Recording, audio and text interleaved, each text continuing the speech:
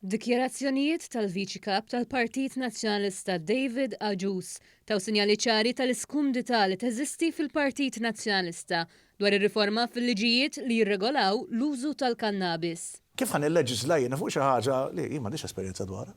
David Agius kienet jitkellem fuq l-istazzjon Smash.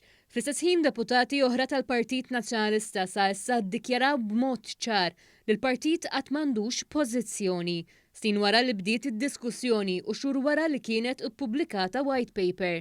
Aħna fuq aħniex niddiskudu fuq il-kannabis fil-grupp parlamentari iva għaddejjin diskussjonijiet fuq il-kannabis għaliex kemm anke għaddina fuq il-white paper xħares sissa, pero għaddhom daw id-diskussjonijiet għaddejjin biex naturalment iżjed tard noħorġu il-final il-proposti li jimxi bihom il-partit.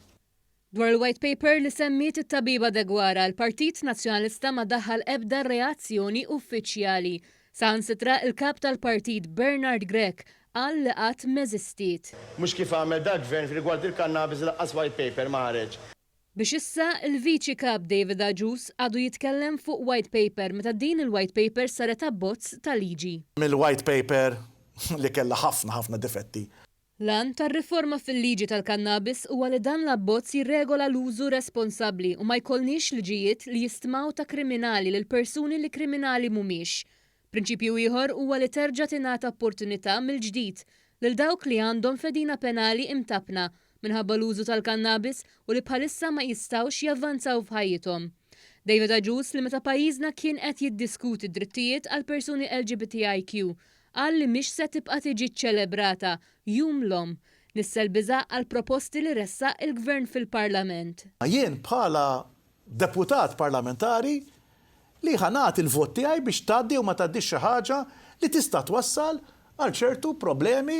U bil-Viċi Kap jitkellem b'dan il-mod, il-Kap Nazzjonalista qal li l-Gvern qed jikkopja lill-Partit Nazzjonalista. Dan meta l-Gvern kellu kuraġġ iressaq riforma li qed tiġi kritikata mill-ogħla esponenti tal-Oppożizzjoni. Xi ħaġa li waslet li issa Bernard Grech jgħid li qed irid jieħu pożizzjoni. Aħna nibqgħu niddiskutu kull ma jkun hemm bżonn u nibqgħu wkoll noħorġu pożizzjonijiet u anki kif nixtiequ l-pożizzjoni mela x'inhi l-pożizzjoni pajjiżna għal il-pożizzjoni illi pajjiżna jimxi l qudiem il-problema tgħidilna l-pożizzjoni x'inhi imma. Irridu ċ-ċittadin Malti jimxi l qudiem u dwar mhux tgħidilna l-pożizzjoni x'inhi Dr. Grech ukoll se tkun il-pożizzjoni tagħna. Għaliex iktar tard mhux illum. Din il-ġimgħa Claudette Buttigieg ma ħaditx sem fil-programm Extra dwar is-suġġett bl-iskuża ta' xogħol parlamentari.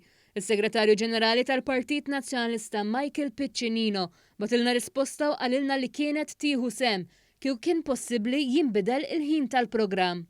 Iżda min jaf l-affarijiet sew, jaf li s-soltu l-partiti jibatu kellim ieħor, xi ħaġa li Piccinino m'għamilx. Il-parir intern li qed jingħata Grech u li sikket il-grupp parlamentari u f'deċiżjoni ta' konvenjenza iktar milli konvinzjoni jivvota favur ir-riformi mresqa mill-Gvern mingħajr daqq ta' trombi. Dan wara li falla l-attentat li ma jitkellmux għax kienu konvinċew lilhom infushom li ġejja elezzjoni ġenerali u għalhekk ma kienx se jsir dibattitu parlamentari.